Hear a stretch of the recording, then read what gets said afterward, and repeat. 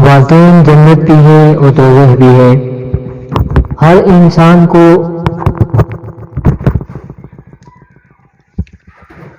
جس نے اللہ اور اس کے رسول صلی اللہ علیہ وآلہ وسلم پر ایمان لایا، اس بات پر کامل یقین ہے کہ ایک دن اس دنیا کو فنا ہونا ہے اور ہمیں اللہ کے حضور کھڑے ہو کر اپنے اعمال کا حساب دینا ہے۔ ان دو قسم کے حقوق کا جواب دینا ہے جن کا ادا کرنا واجب ہے، جن میں سے ایک حقوق اللہ یعنی اللہ کے حقوق اور دوسرا حقوق العباد یعنی بندوں کے حقوق ہیں۔ اللہ تعالیٰ قیامت کے دن اپنے حقوق کا مطالبہ الگ سے کرے گا اور بندوں کے حقوق کا مطالبہ الگ سے ہوگا۔ اللہ کے حقوق تو وہی ہیں جو اس نے اپنے انبیاء اور رسول کی زبان پر عبادات و اطاعت میں فرض و واجب کیے ہیں، ان کے ترک پر عذاب کی وعید فرمائی ہے۔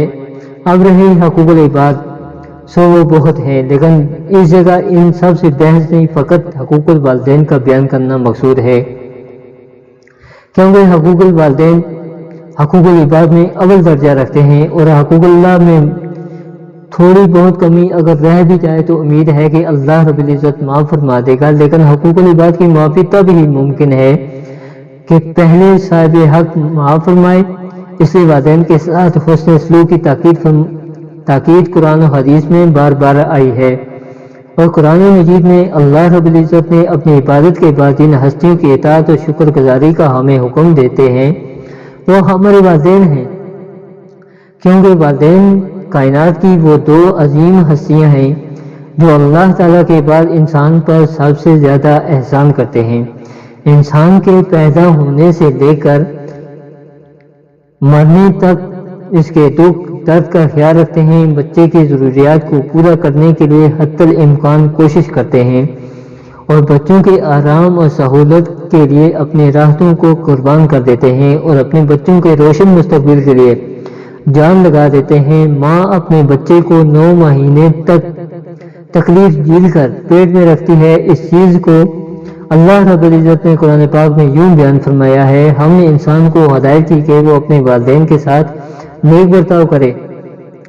اس کی ماں نے مشقت اٹھا کر اسے پیٹ میں رکھا اور مشقت اٹھا کر ہی اس کو جنا اور اس کے حمل اور دودھ چھڑانے میں 30 مہینے لگ گئے۔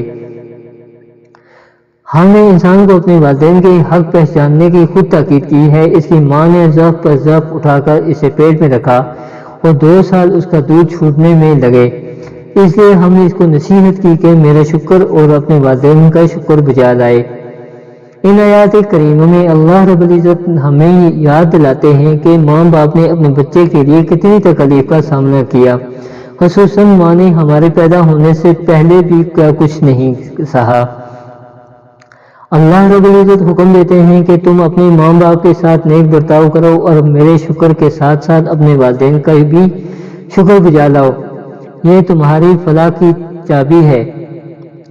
مزید ان آیات پر غور کرنے سے پتہ چلتا ہے کہ جو والدین کے ساتھ اچھا برتاؤ کرنا ہے، والدین کی اولاد کے لیے یہ تکلیفوں کا تقاضا ہے کہ جب بچے جوانی کو پہنچے تو والدین کے ساتھ احسان کریں، ان کے لیے دعائیں کریں۔ یقیناً ایسے لوگ جنتی ہیں، ایسے لوگوں کے لیے رب کی رضا ہے، جیسا کہ سیدنا عبداللہ بن عمر رضی اللہ تعالی عنہ کی روایت ہے کہ حضور نبی کریم صلی اللہ علیہ وآلہ وسلم نے ارشاد فرمایا کہ رب کی رضا والدین کی رضا ہے اور رب کا غصہ والدین کے غصے میں ہے، یعنی رب کو راضی کرنا چاہتے ہو تو والدین کو راضی کر لو، اگر والدین کو راضی ہو گئے تو رب راضی ہو گیا اور تمہاری دنیا بھی آباد ہو گئی اور آخرت بھی۔ اگر خدا نہ خواستہ والدین کو ناراض کر دیا تو رب بھی ناراض ہو جائے گا۔ سوال پیدا یہ ہوتا ہے کہ والدین اپنی اولاد سے ناراض کیسے ہو جاتے ہیں، حالانکہ ماں باپ تو بہت خیر خواہ ہوتے ہیں، بہت محبت کرنے والے ہوتے ہیں، انہوں نے اپنی اولاد پر بہت محنت کی ہوتی ہے، ان کو یہ توقع ہوتی ہے کہ اولاد ہماری کسی بات سے انکار نہیں کریں گے، یہ ہماری اطاعت کریں گے۔ جب بعض اوقات اولاد ان کے توقعات پر پورا نہیں اترتی تو وہ اپنے غم و غصے کا اظہار مختلف طریقوں سے کرتے ہیں۔ اسی لیے ایک انسان کو ہر وقت اپنے والدین کا مطیع و فرمان بردار ہونا چاہیے اور رب کی رضا کو والدین کی رضا میں تلاش کرتے رہنا چاہیے۔ اللہ رب العزت نے قرآن پاک میں صاف حکم فرمایا دیا ہے کہ تیرے رب نے فیصلہ کر دیا ہے کہ تم لوگ اللہ کے سوا کسی کی عبادت نہ کرو گے، والدین کے ساتھ نیک سلوک کرو۔ اگر تمہارے پاس ان میں سے کوئی ایک یا دونوں بوڑھے ہو کر رہے تو انہیں اف تک نہ کہو، انہیں جھڑک کر جواب نہ دو، بلکہ ان سے احترام کے ساتھ بات کرو اور نرمی اور رحم کے ساتھ ان کے سامنے جھک کر رہو، اور دعا کیا کرو کہ پروردگار ان پر رحم فرما جس طرح انہوں نے رحمت و شفقت کے ساتھ مجھے بچپن میں پالا تھا۔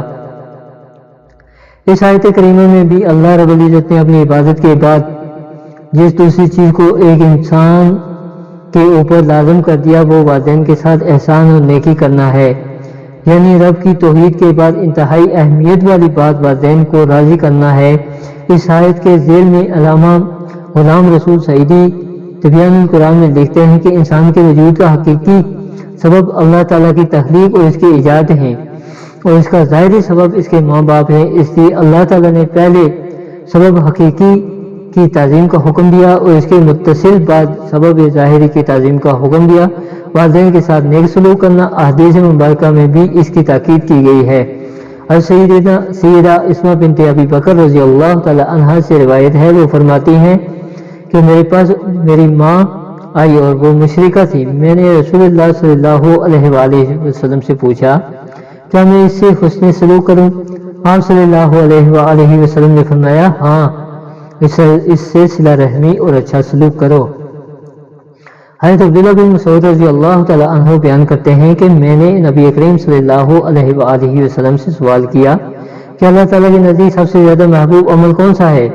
آپ صلی اللہ علیہ وآلہ وسلم نے فرمایا نماز کو اپنے وقت پر پڑھنا۔ میں نے پوچھا پھر کون سا عمل ہے؟ آپ صلی اللہ علیہ وآلہ وسلم نے فرمایا پھر پوچھا کون سا عمل ہے؟ آپ صلی اللہ علیہ وآلہ وسلم نے فرمایا ماں باپ کے ساتھ نیک سلوک کرنا۔ میں نے پوچھا پھر کون سا عمل ہے؟ آپ صلی اللہ علیہ وآلہ وسلم نے فرمایا اللہ کی راہ میں جہاد کرنا۔ حضرت ابو ہریرہ رضی اللہ تعالی عنہ سے روایت ہے کہ ایک صحابی آپ صلی اللہ علیہ وآلہ وسلم سے عرض کیا اے اللہ کے رسول صلی اللہ علیہ وآلہ وسلم، میرے حسن سلوک کا سب سے زیادہ مستحق کون ہے؟ آپ صلی اللہ علیہ وآلہ وسلم نے فرمایا تیری ماں۔ اس نے عرض کیا پھر کون؟ آپ صلی اللہ علیہ وآلہ وسلم نے فرمایا تیری ماں۔ اس نے عرض کیا یا رسول اللہ صلی اللہ علیہ وآلہ وسلم پھر کون؟ آپ صلی اللہ علیہ وآلہ وسلم نے فرمایا تیری ماں۔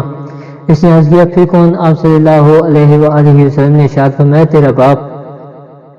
حضرت عبداللہ بن عمر رضی اللہ تعالی عنہ سے روایت ہے کہ ایک شخص آپ کی خدمت میں حاضر ہوا اور آپ صلی اللہ علیہ وآلہ وسلم سے جہاد کی اجازت طلب کی تو آپ نے فرمایا کیا تمہارے والدین زندہ ہیں؟ تو اس شخص نے عرض کیا جی ہاں۔ تو آپ صلی اللہ علیہ وآلہ وسلم نے پھر فرمایا انہی کی خدمت کر کے جہاد کرو۔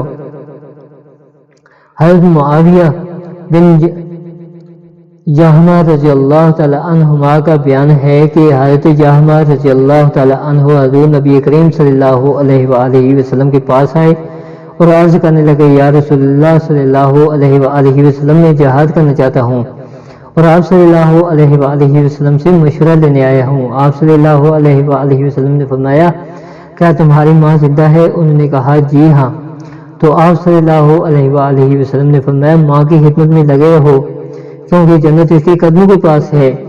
اور دوسری روایت میں ہے کہ آپ صلی اللہ علیہ وآلہ وسلم نے حضرت جابر رضی اللہ تعالی عنہ سے پوچھا کہ کیا تمہارے والدین زندہ ہیں؟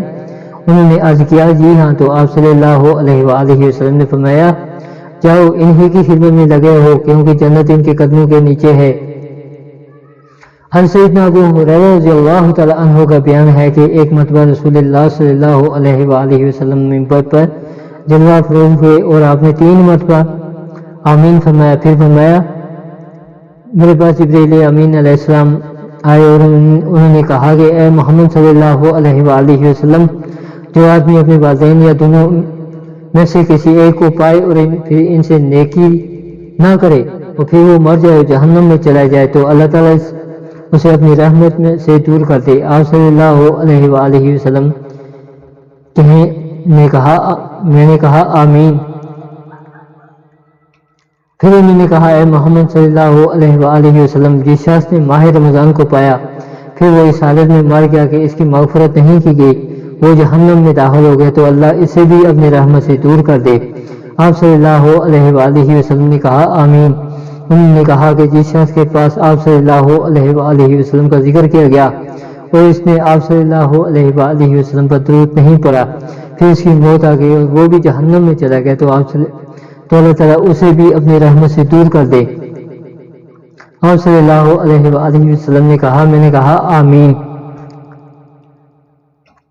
حضرت ابن عمر رضی اللہ تعالیٰ عنہ سے کسی نے پوچھا کہ میں نے خراسان سے اپنی والدہ کو اپنے کندھے پر اٹھایا اور بیت اللہ لایا اور اس طرح کندھے پر اٹھا کے حج کے مناسک ادا کروائے، کیا میں نے اپنی والدہ کا حق ادا کر دیا؟ تو حضرت عبداللہ بن عمر رضی اللہ تعالیٰ عنہ نے فرمایا نہیں، ہرگز نہیں، یہ سب تو ماں کے ایک چکر کے برابر بھی نہیں ہے جو اس نے تجھے پیٹ میں رکھ کر لگایا تھا۔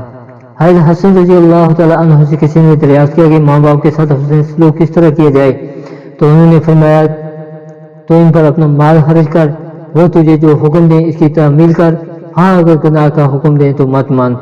حضرت ابن عباس رضی اللہ تعالیٰ عنہ نے فرمایا کہ والدین کے ساتھ حسن سلوک میں سے یہ بھی ہے کہ تمہیں ان کے سامنے اپنے کپڑے بھی مت جاڑو، کہیں کپڑوں کا غبار اور دھول ان کو لگ نہ جائے۔